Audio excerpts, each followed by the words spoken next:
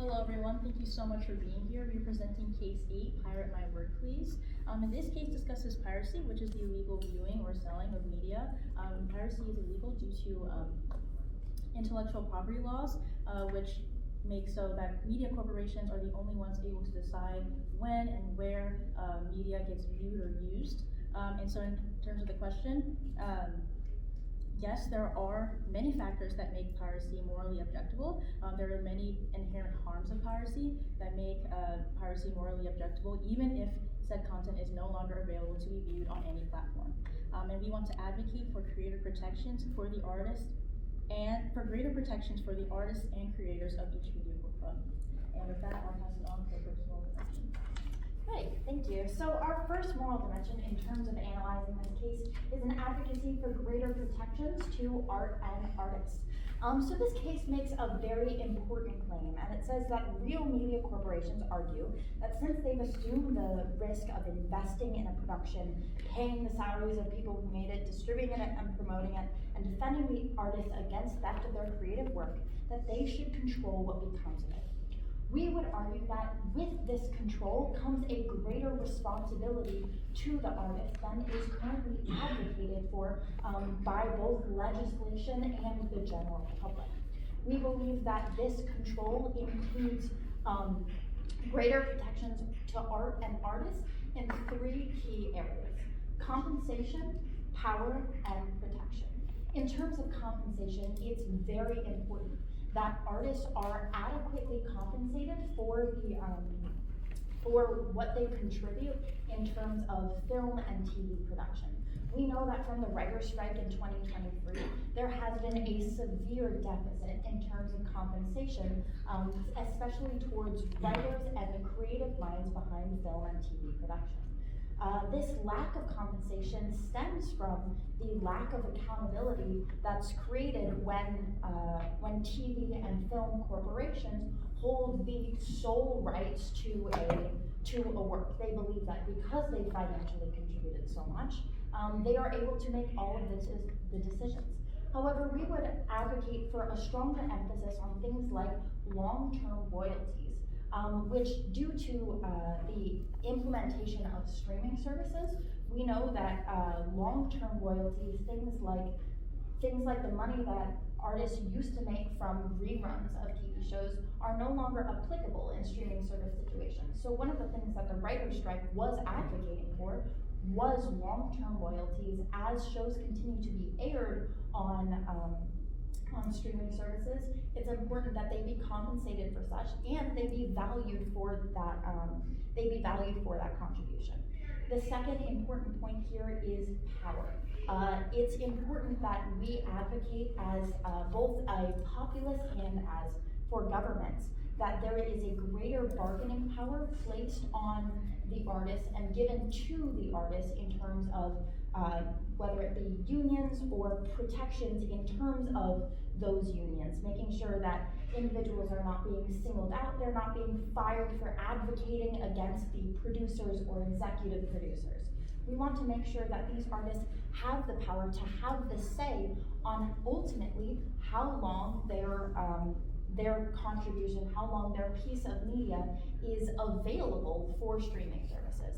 The stem of this question is when it is no longer available on any platform. This harms the artist in 2 ways. When it's no longer available on a platform, an artist loses access to their own piece of media.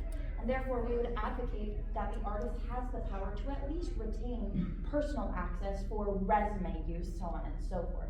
Additionally, we know that the other harm is in the form of compensation. However, to this we would also add on that this is the important part of compensating artists further on the front end. The final thing that we want to bring in terms of this question and greater protections to art and artists is the protections in and of themselves. We would believe in advocating for stronger legal protections that encourage the bargaining power of directors and writers when it comes to how they interact with their executive producers. In terms of these protections can come in two forms. They can come in legal protections, making sure that executive producers are following ethics and general ethical concerns in terms of discussing with the artist and allowing the artist to have their voice be heard in terms of what they want from the distribution and production of these projects, as well as community protections around the art themselves. We believe that there should be a greater emphasis on nonprofit funding as well as community funding to these projects to make sure that these individuals allow their work to live on. And with that, I'll pass it off to our next moderator. Thanks, Tiana. So I'll be considering the ethics of consumers in this specific case. So I think there are two important sides to consider. There is the current situation, the current ethics of consumers under the system that we engage with currently with media, how media is accessed currently, and the future where we would like to have these more protections for both the creators of the media and the consumers. So in terms of the current situation, we think that even if a creator is advocating for their content to be pirated when it's no longer available, this is still objectionable because it presents distinct harms to three separate parties. First of all, it presents harms to the creators, it presents harms to the producers, and it presents harms to the consumers. It presents harms not only to the creators of said media, but also to creators of other media, because it's enabling a sense of entitlement to media. It allows people it creates the mindset that people will see media and believe that it is something that they should have the right to access, not only for free, but indefinitely whether the media is accessible or not. It harms producers in the way that it makes it much more inaccessible for them to fund a project and be sure that they can get the necessary recompense for that funding, that they can receive the necessary compensation, and it harms consumers in the way that consumers, with this demotivation for creators to create media in this way, for producers to fund media in this way, it makes media overall less accessible for people to find. But however, even in the future situation, we think if all of these issues with the system were addressed, it would still be wrong because it would be enabling the lack of media to make money in some of these similar ways. It makes it inaccessible, and we think that because of this inaccessibility to affordable media, the motivations of piracy are very important to consider. One, there is the inaccessibility of affordable media, and two, there is the entitlement to access media indefinitely. We think that by combating these motivations for piracy, we would be able to allow ourselves to get rid of the problems with the actual piracy causing these harms. So what these fixes could look like is making media more accessible, getting rid of anti-consumer practices like separating media across multiple streaming services, like continually increasing the prices of streaming services, like perhaps even having bundles together where multiple media can be viewed in the same area, like a combination like Hulu and Disney Plus do. We also think that even more important than that is the de-emphasization of the entitlement to indefinite media. We are entitled to art, we are entitled to access to art, but sometimes the ephemerality of art is what gives it the most value, and we think that highlighting these values of art are some of the most important things that we can do to preserve the integrity of art and media. That'll pass for some counter arguments. Alright, so some other alternatives that we explored are, why shouldn't people have entitlement over the media that they pay for? And to that we would say that we believe that art is inherently valuable beyond the commodification that society imposes on it. Just because our society places monetary value on it does not mean that it should extend to be everlasting just because of that. And then another alternative viewpoint that we thought of is, why shouldn't we just abolish intellectual property laws that alleviate the issue caused by piracy, since piracy is caused by someone having art as property? And to that, we want to recognize the effort and talent that is associated with this art in this media. Just because we can work to ensure that protections are placed on artists and creators so that they can be recognized for their contribution, and that is why there is value in having intellectual property. And I'll pass it off for the conclusion. Thank you. So just to wrap it up, I want to reiterate our answer to this question. We believe that yes, there are many factors that do make piracy morally objectionable due to inherent harms that affect creators, producers, and consumers. Ultimately, we believe that there should be greater protections to artists on the front end in areas like language distribution, payment reviewership, and the creative say in the process of creating media. The back end, we as consumers need to reevaluate our entitlement to art and view it as something that is not simply for commodification and profit purposes. And with that, look forward to your questions. We can always hear from you. I think we largely agree on the protection of creator rights and unions and things of that sort. I just want to hark back to the question though. Like, the main tension we really saw here was cultural value and company autonomy. So I really want to see what role do you think that rights holder autonomy, so for example, if Netflix has the rights to stream a service, how does that play? You kind of seem to say that companies should keep on hosting these sorts of movies on their websites, keep them available so that the creators can continue earning profits from the rights of this. But what about the example where it simply is not profitable to hold a movie on your website? Perhaps nobody watches the movie anymore, or perhaps it just takes up a lot of space. Do companies have the autonomy to take that off their websites, or should they simply hold everything on their websites indefinitely? I'll pass it up to my teammate Sanjay. So then you also brought up the point that we shouldn't look at art or media as this extensive commodification. So I want to ask you, why do we value media? Why do we think of it as a cultural tool? And in that case, shouldn't we make media more accessible to all if we are against commodification of media? And so then I will pass that to my team. And I just want to go back to the cultural value point. So we think that movies, art, TV shows, all these different forms of media, they have both a cultural and historical value. And you do seem to be in favor of this kind of hosting these movies for a long time so that the creators can continue earning a profit. But there seems to be an issue here when the wishes of the creator and the wishes of the rights holder may come in conflict. Do you generally see the interests of the traders being higher than that of the rights holder? I know you mentioned the argument that since the rights holders invest in it, they might have some sort of ability to do what they wish with it. I suppose you're saying that in contracts this should be ensured that the works are continued to be stored on websites, but I want you to clarify that. So in this discussion so far, we've largely defined media as something that sort of has this artistic sense, and it's also something that has some sort of cultural value. But I do kind of want to ask about a form of media that we haven't really covered yet, and that would be textbooks. That's something that I've noticed does tend to get pirated quite a bit. But I think the motivations for pirating a textbook tend to look a little different from the motivations of pirating, say, a movie. And I think from what I've heard, it seems to be more of an economic motivation for pirating textbooks. So I just wonder how you would deal with the ethics of pirating that specific type of media. Yeah, and so just to bounce off of that, I do have a question because when we're considering the case, it talks about how when someone buys a painting or something physical, then there's an expectation that they keep onto it because they paid for it and it's physical. So what exactly about digital media differs it from physical? And then just to clarify for me, I guess, what are some arguments that you see as to why encouraging pirating may not be morally objectionable? And I'll pass it to the colleague. We see examples of perhaps preservation when a company does take their movies or TV shows off of a website that may justify pirating, at least for the purposes of storage and archiving. So I wonder how you might address this.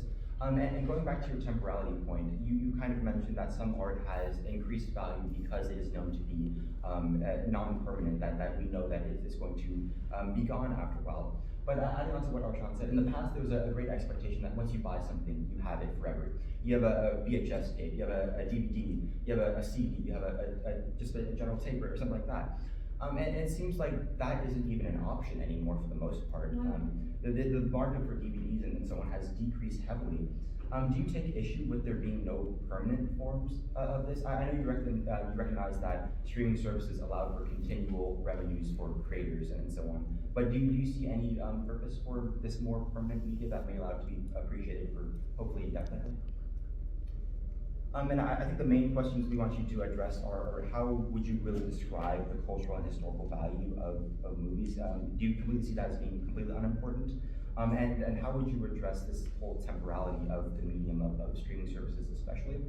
And how would you address company autonomy and simply the unprofitability of this media's continued existence on the streaming service, for example? Thank you, and we see the rest of our time.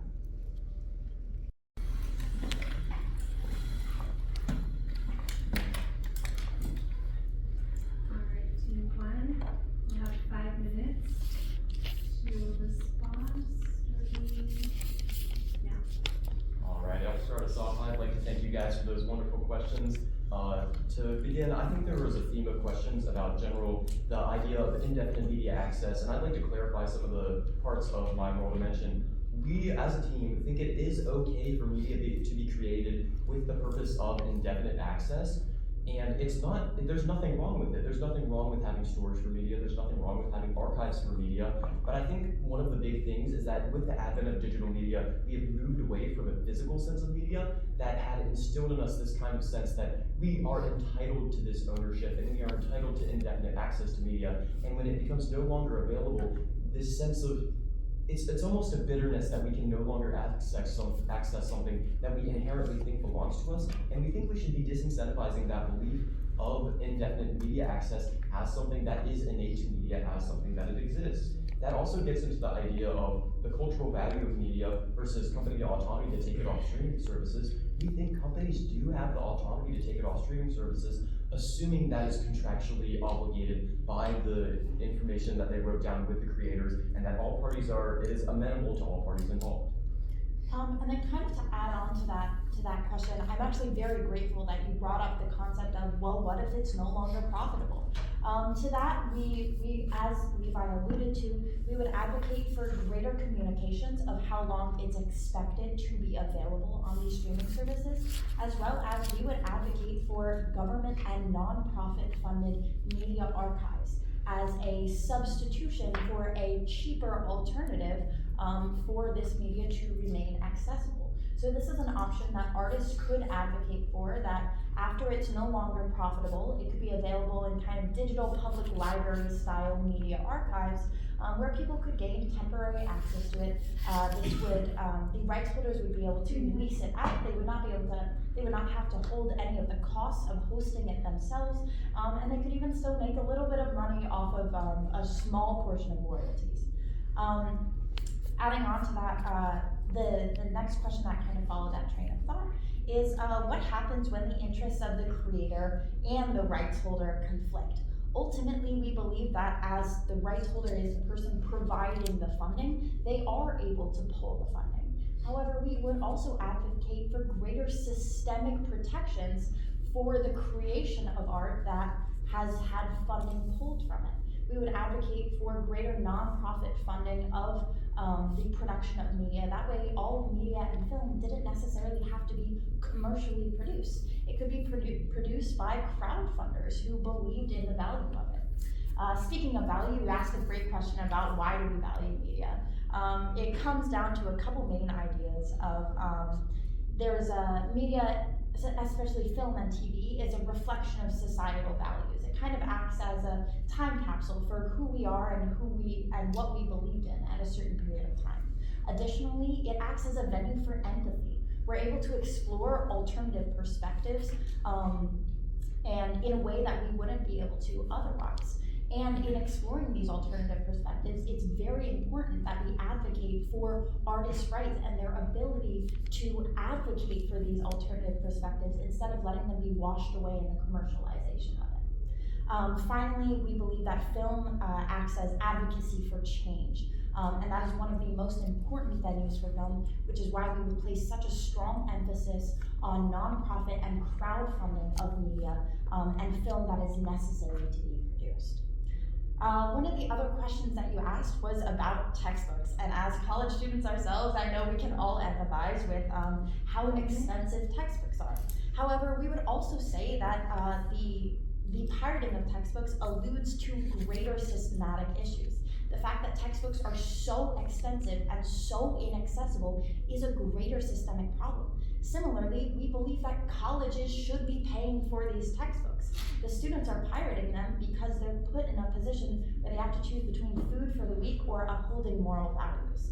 And then finally, we would advocate in terms of the question of once you buy something, you have it forever, and the fact that we've moved towards more digital streaming services. We've moved towards these digital streaming services because it's a form of convenience. But if having a piece of media that is near and dear to your heart is important to you, we would advocate for greater production of things like DVDs, that people can have access to these media long after it's no longer being streamed on streaming services. And with that in mind, we look forward to hearing the judges' questions, and once again, thank you so much for those insightful questions. Really passionate sort of defense of creators' rights and media, and I will just say, as a music lover, I'm deep in the weeds of like recorded music that disappears, and it's hard to see it go. I'm not admitting anything about piracy. But I'm thinking about this, and I think some of the question that I kind of want to get at is your sort of thinking about the media companies and the costs incurred to them when they first fund a project. And while you say it's not just a commodity, it is also a commodity. So I want to push a little bit on that, because I think some of the questions about their rights to that asset that they hold, even if they're not streaming it, it's still an asset that their company holds in their minds.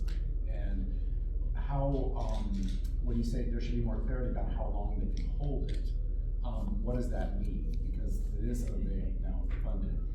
I worry some about if we say that they should just go ahead and put it onto the streaming services and make it publicly available, that could have a depressing effect on how many future projects they will fund.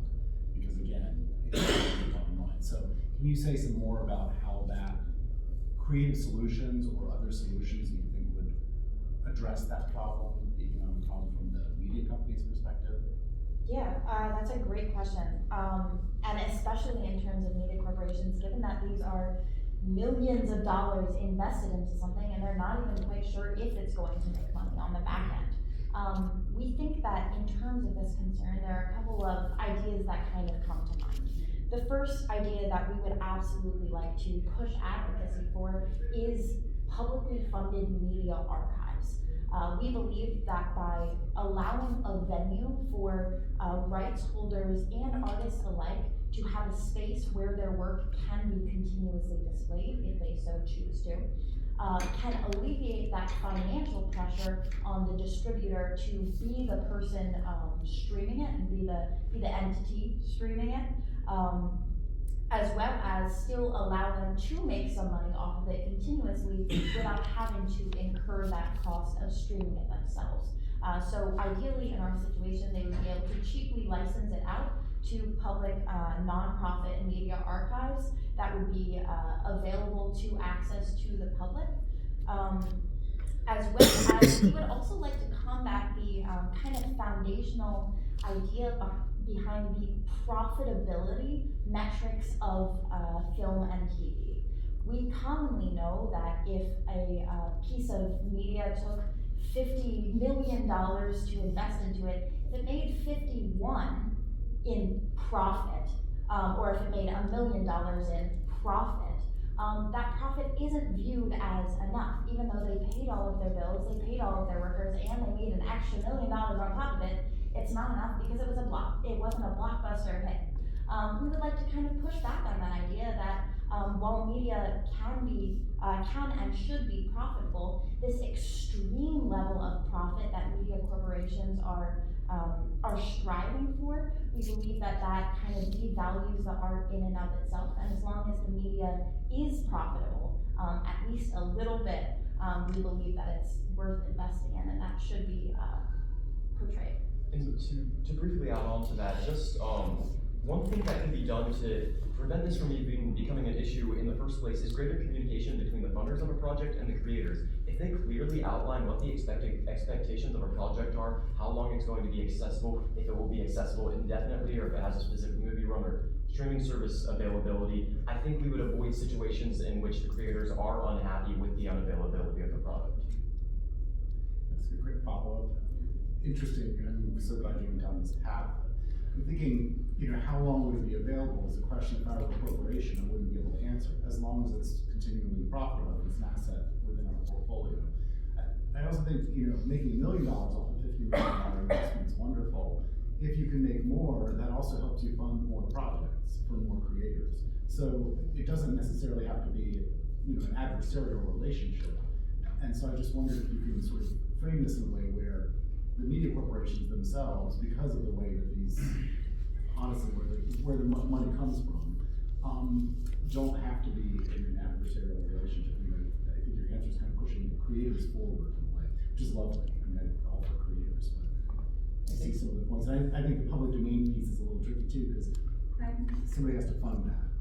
I think we could also say that in terms of the guidelines of when a media becomes accessible, if a company, if the funders of the media say that we will continue to show it as long as it's profitable, it only makes sense for them to, if the media is no longer profitable, sell the rights to another location, more specifically the creators who can ensure that this media will retain its accessibility.